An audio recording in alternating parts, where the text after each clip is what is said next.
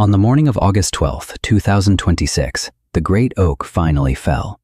It did not fall with the chaotic, splintering crash of a wild thing surrendering to a storm. It fell with a deliberate, almost sacred gravity, as if it were laying itself down to rest. The sound began not as a crack, but as a deep, resonant groan that seemed to rise from the soil itself, a sigh from the very heartwood of the tree.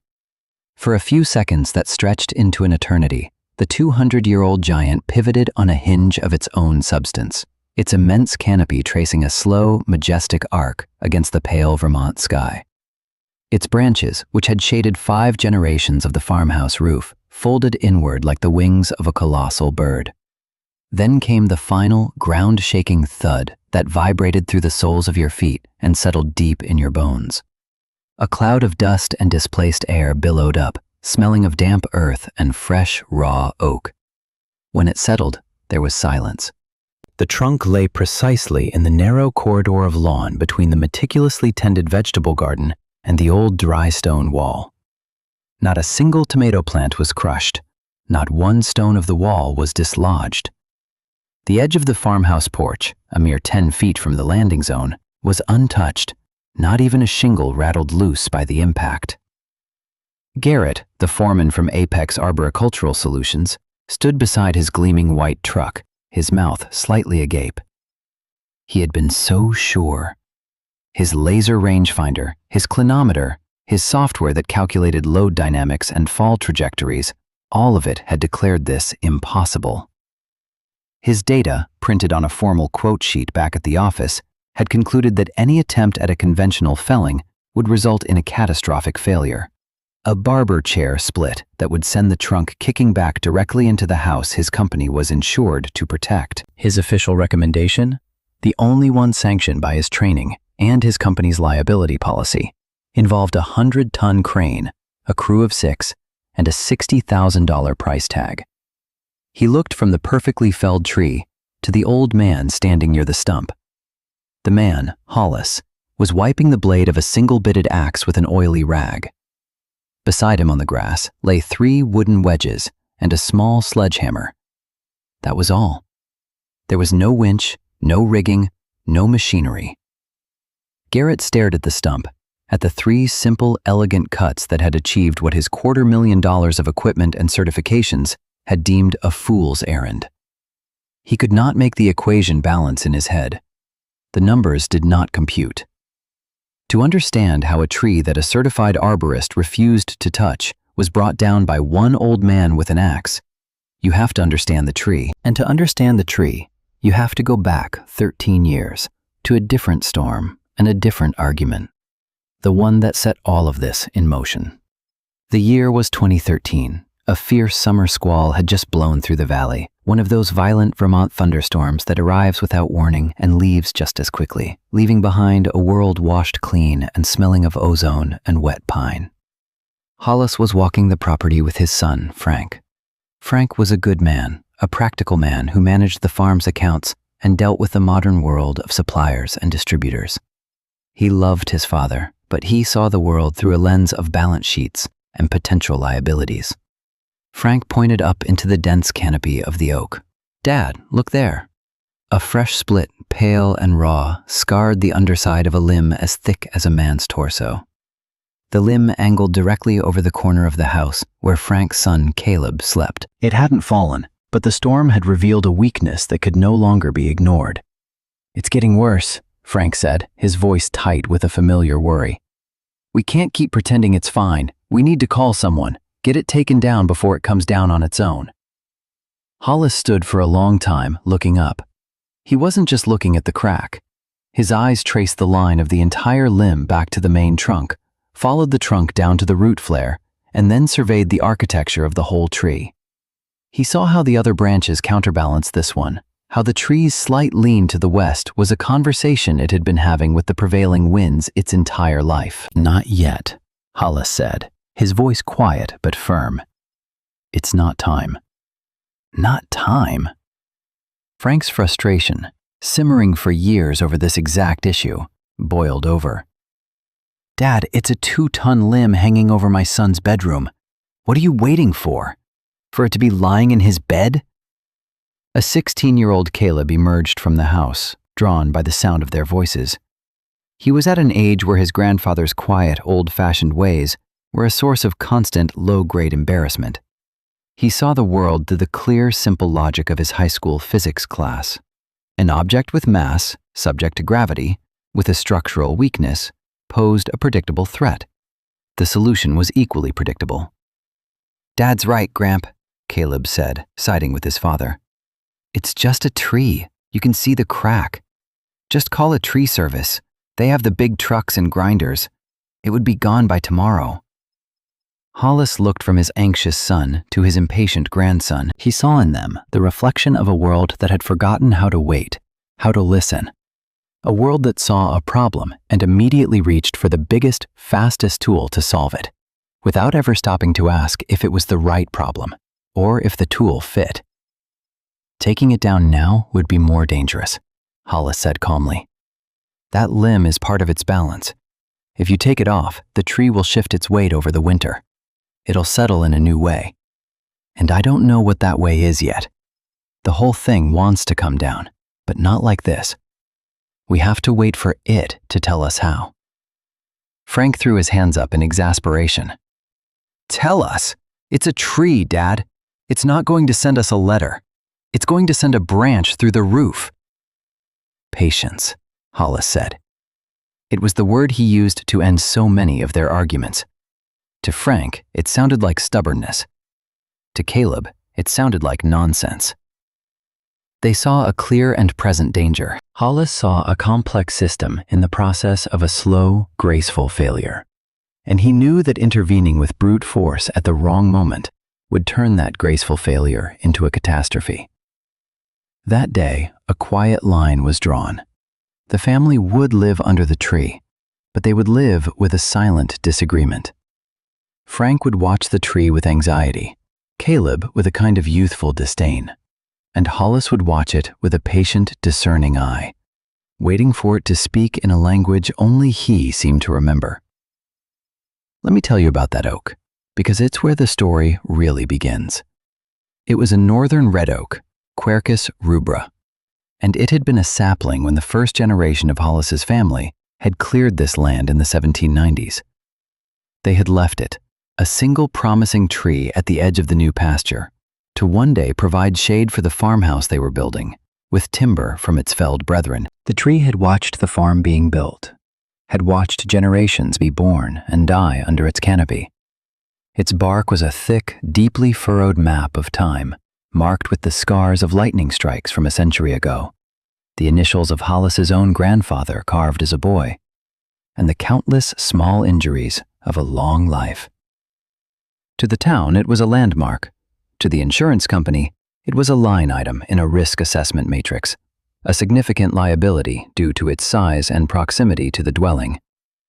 To Frank and Caleb, it had become a source of dread, a constant looming threat. But to Hollis, it was something else entirely.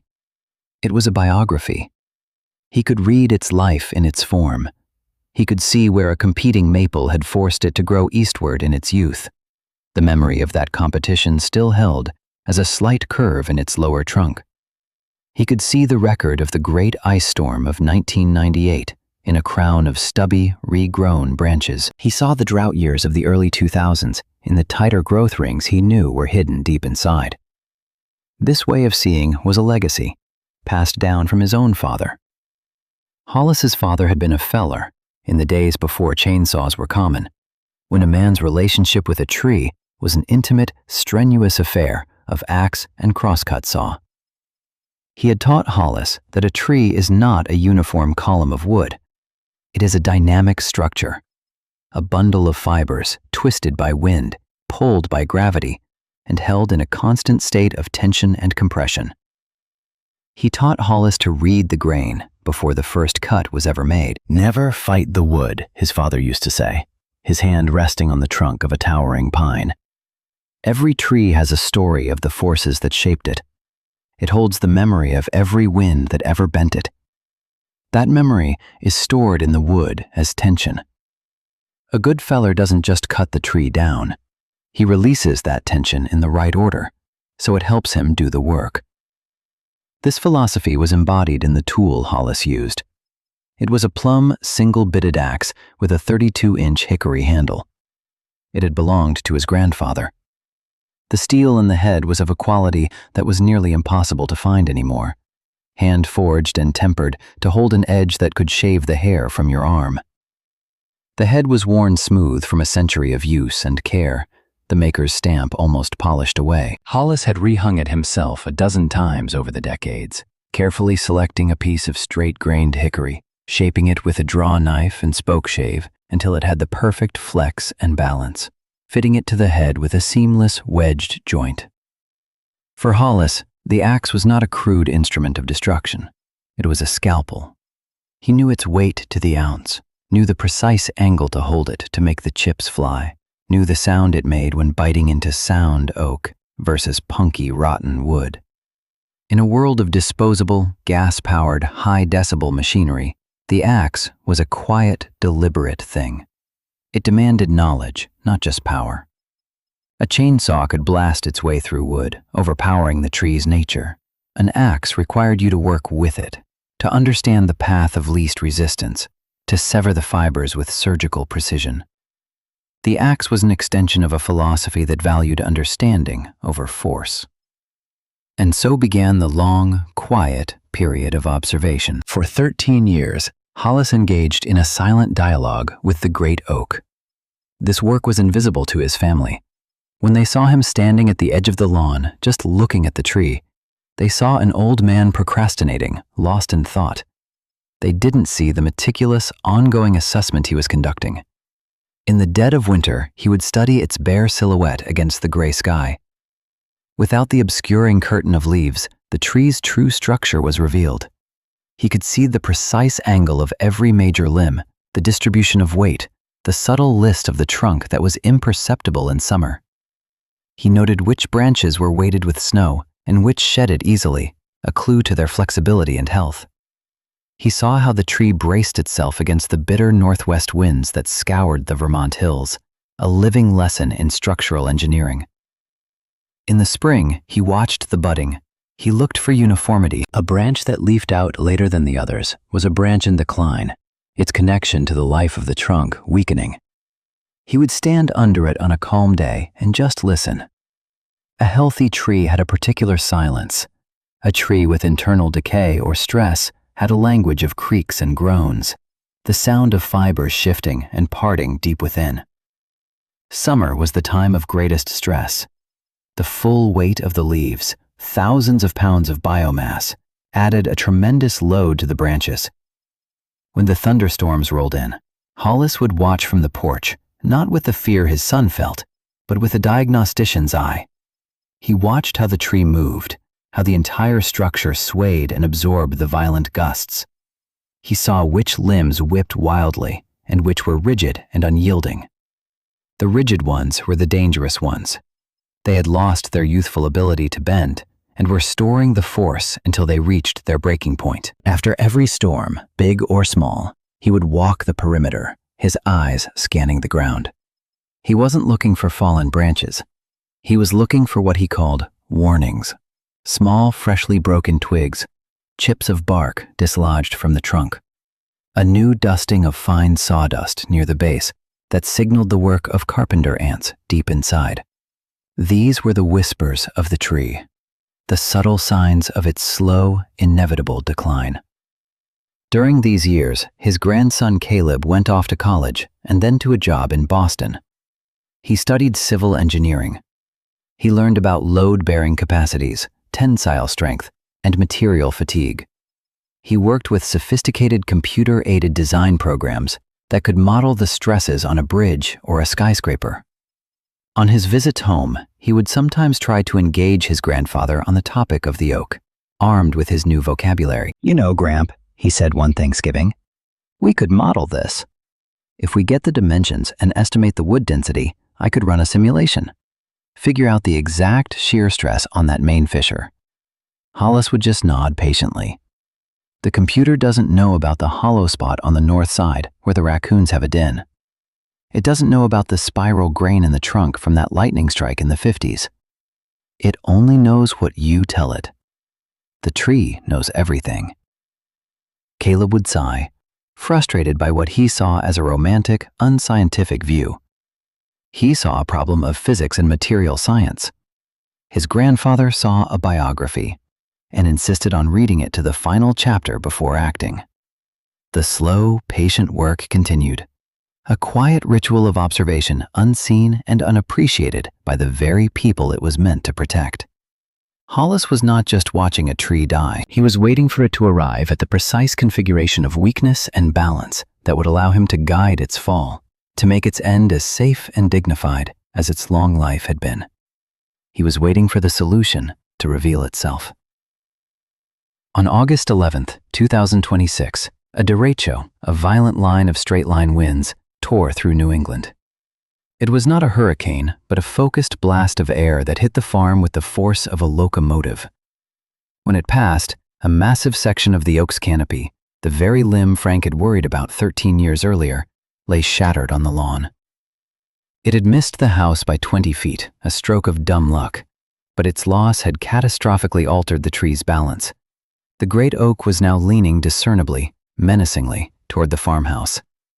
The time for waiting was over. Frank, his face pale with a mixture of terror and vindicated frustration, didn't even speak to Hollis. He went inside, found the number for Apex Arboricultural Solutions, the biggest and most reputable company in the region, and made the call. The next morning, Garrett arrived. His truck was a testament to modern efficiency, with clean, professional logos and compartments for every tool. He was the very picture of the modern tradesman, young, fit, articulate, and armed with technology. He greeted Frank with a firm handshake and an air of competent authority. Hollis watched from the porch, silent. Garrett began his assessment. He didn't walk around the tree and touch it. He stood at a distance, using a laser to measure its height and the distance to the house. He pulled out a clinometer and measured the precise degree of its new, dangerous lean. He took photos with his tablet, annotating them with circles and arrows. He noted the proximity of the power lines, the septic field, the stone wall. Every observation was entered into a form on his tablet, each data point populating a field in a risk assessment algorithm. After 20 minutes of methodical data collection, he approached Frank, Hollis, and Caleb, who had come out to watch the proceedings. He swiped through the screens on his tablet, his face serious. "All right," he began, his tone professional and decisive. "Here's the situation. The loss of that major limb has shifted the tree's center of gravity significantly. You now have a lean of approximately 15 degrees toward the primary structure. That's well outside the acceptable tolerance for a conventional felling." He showed them a diagram on the screen, a computer-generated model of the tree, with ominous red arrows indicating the forces at play. "Given the size and weight we're dealing with, and the internal rot I'm assuming based on the age, a standard notch and back cut is almost guaranteed to result in a catastrophic failure. The hinge wood won't hold, the trunk will split vertically, it's called a barber chair, and the base will kick back right through your porch. No question about it." Frank's face was ashen. "So what can you do?" "The only way to do this by the book," Garrett said, emphasizing the last 3 words, "is to take it down from the top. We'd have to bring in a 100-ton crane, set it up on the road. A climber would go up, and we'd piece it out, limb by limb, lowering each section into a safe drop zone. It's a multi-day job." He paused for effect. "Frankly, the liability is just immense. My insurance carrier would have a fit if I even suggested felling this conventionally. With the crane, we're looking at a cost of around $60,000, and our crane contractor is scheduled out for at least 2 months. 2 months. The tree looked like it wouldn't last 2 days. Frank looked utterly defeated. The number was impossible. Hollis had been standing at the edge of the group, his arms crossed, his gaze fixed on the tree. He hadn't said a word. Garrett, perhaps feeling the need to justify his verdict to the silent old man, turned to him. "Look, I know it's a grand old tree," he said, his tone a little too patient, a little condescending. "A real beauty. But it's a textbook widowmaker now. My hands are tied by the regulations, by the math. The data doesn't lie. Hollis finally shifted his gaze from the tree to Garrett. His eyes were clear and steady. He lifted one hand and pointed to the narrow strip of lawn, no more than 15 feet wide, that ran between the stone wall and the garden. "It wants to fall there," he said. The statement was not an opinion, it was a fact. Garrett gave a short, polite, disbelieving laugh. "With all due respect, sir, that's impossible. My data says it's going to fall at least 30 feet to the right of that, right on top of the house. The physics are clear." Hollis looked back at the oak, then at the young man with his tablet and his certainty. He said nothing for a long moment. Then he spoke, his voice low and devoid of anger, but carrying the weight of absolute conviction. "Your book is wrong," he said. And he turned and walked back toward the barn, leaving the three men standing in the shadow of the condemned tree. Garrett shook his head, a flicker of pity in his eyes for the stubborn old farmer, and told Frank to call the office if he wanted to get on the waiting list for the crane. That night, the wind returned. It wasn't the violent gusting of the derecho, but a steady, insistent pressure that pushed against the unbalanced oak. Every gust was answered by a deep, groaning protest from the tree. The sound was terrifying, intimate, the noise of a giant in its death throes. No one in the farmhouse slept. Frank sat in the kitchen, staring at a $60,000 quote he couldn't pay for a solution that wouldn't come in time. Caleb lay in his room, the same room he'd slept in as a boy, listening to the creaks and groans from above. For the first time, the problem of the tree was not an abstract exercise in physics for him. It was a visceral, immediate threat. The sound was the voice of a monster, and it was scratching at the roof. The wind died down just before dawn. In the gray, pre-dawn light, the world was still. Then, the back door of the farmhouse opened. Hollis stepped out. He wore his old canvas work coat and carried the axe. He walked to the barn and returned a few moments later with 3 oak wedges he had carved years ago and a small sledgehammer. He walked directly to the base of the great oak. Frank and Caleb rushed out onto the porch. "Dad, what are you doing?" Frank's voice was a panicked whisper. "You can't, it's not safe." "It's the safest it will ever be," Hollis replied, not looking at them. He placed his tools carefully on the ground. The storm pushed it over. It settled. It's done fighting. It's time. He did not begin to cut. For the better part of an hour, he simply walked to the base of the tree. He ran his bare hands over the rough bark. He laid his cheek against the trunk, as if listening for a heartbeat. He sighted up the trunk from different angles, aligning it with the corner of the barn, the peak of the roof, a distant notch in the mountains. He was taking his final measurements, not with a laser, but with a lifetime of accumulated knowledge, using his body and the landscape as his instruments. He was confirming what his 13 years of observation had taught him. Finally, he picked up the axe.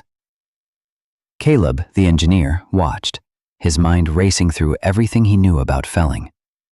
You cut the notch first, the face cut, to guide the fall. Then you cut from the back, the felling cut, leaving a hinge of wood to control the pivot. It was a simple, universal procedure. Hollis did not do that.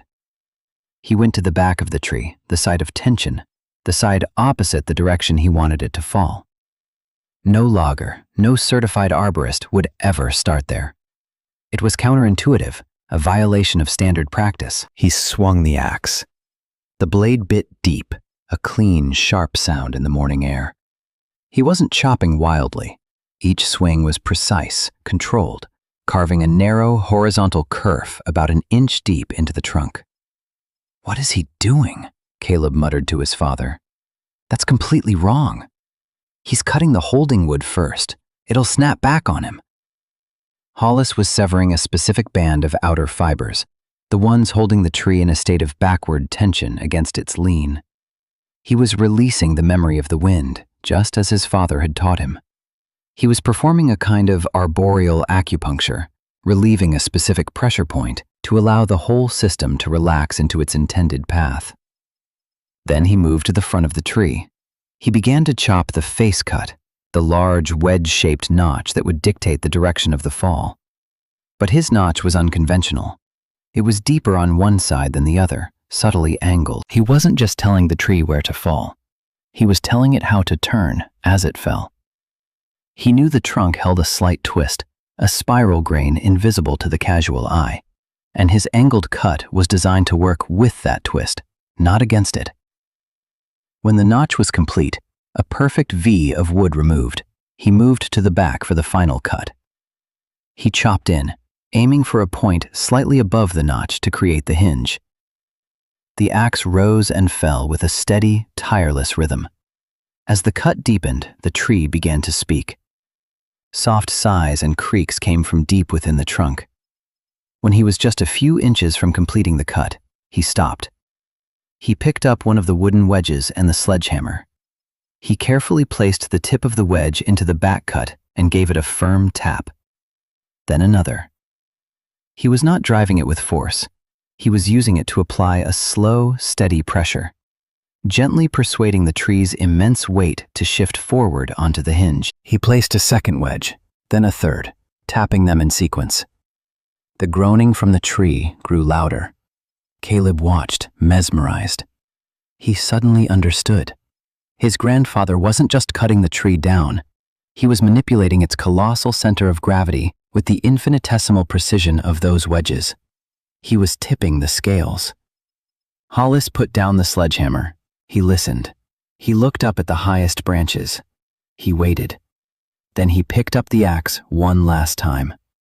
He took a deep breath and delivered a single, sharp blow deep into the remaining hingewood. The sound was like a rifle shot. A tremor ran through the entire trunk.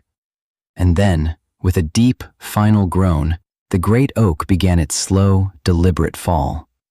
It pivoted, it twisted just as Hollis had planned, and it laid itself down on the grass as if it had been waiting its whole life for this one perfect moment of release. In the profound silence that followed, the family stood in stunned awe. The air, thick with the clean, sharp scent of chlorophyll and tannin, was the only evidence of the violence that had just occurred. Frank looked at his father, and for the first time in 13 years, the worry in his eyes was replaced by a look of deep, humbling respect. He saw not a stubborn old man, but a master of a craft so subtle he had never even recognized it as a craft. Caleb walked forward as if in a trance. He walked the full length of the fallen giant, his hand trailing along the furrowed bark. He came to the stump and knelt, studying the cuts. He could see it all now. A perfect, elegant equation of force and material. The shallow cut at the back that released the tension. The angled notch that controlled the twist. The hingewood, thick and strong, that had guided the fall with absolute fidelity. His entire university education in stresses and loads and computer models felt like a child's crayon drawing next to this masterpiece of intuitive, tactile engineering. This was knowledge that couldn't be taught in a classroom. It had to be lived. It had to be learned over a lifetime of patient observation. He looked at his grandfather, who was already starting to plan his cuts for bucking the trunk into firewood. The apprenticeship, Caleb realized, had just begun. Later that day, Garrett's white truck pulled into the driveway. A neighbor, having witnessed the whole event, had made the call. Garrett got out of the truck and just stared. He walked over to the tree, his boot sinking slightly into the soft lawn. He looked at the house, pristine and untouched. He looked at the stump. He knelt down, just as Caleb had, and ran his hand over the cuts. He was a man whose entire professional world was built on a foundation of quantifiable risk, of regulations, of procedural manuals and certified techniques. And in front of him lay the undeniable proof that his entire foundation was incomplete. He saw the elegant simplicity of the cuts and could not comprehend the depth of knowledge that had guided them. His system was designed to protect against the worst-case scenario. Hollis's knowledge had created the best-case scenario. Garrett stood up, looked at Hollis, and simply nodded. There were no words. His data was silent. The story of the old oak became a quiet parable for the difference between two ways of seeing the world. Garrett's world was one of managing risk. His primary goal was not to fell the tree, it was to eliminate his company's liability. His tools, the laser, the software, the insurance policy, were all designed to translate a complex living object into a set of abstract data points that could be managed. The tree itself was secondary to the risk it represented. The crane was the logical endpoint of his philosophy, a tool of such overwhelming force that it obviated the need for intimate understanding. It was a solution that imposed its will upon the problem, at great expense. It was a system that was scalable, certifiable, and insurable, but it was also brittle. When faced with a unique reality that did not fit the procedure, its only answer was to refuse the job. Hollis's world was one of assuming responsibility. His goal was to understand the tree so completely that risk became an integral part of the process, something to be worked with, not eliminated. His tool was knowledge, and the axe was merely the instrument through which that knowledge was expressed. He did not seek to overwhelm the tree. He sought to collaborate with it. He listened to its story for 13 years until he understood the final chapter. He used the tree's own weight, its own internal tensions, its own desire to fall, to guide it safely to the ground. His method was unscalable, uncertifiable, and uninsurable. It resided entirely within him. It was a solution that grew from the problem itself. It was resilient, patient, and, in the end, profoundly effective. One man saw a liability to be mitigated. The other saw a life to be respected, and an end to be honored.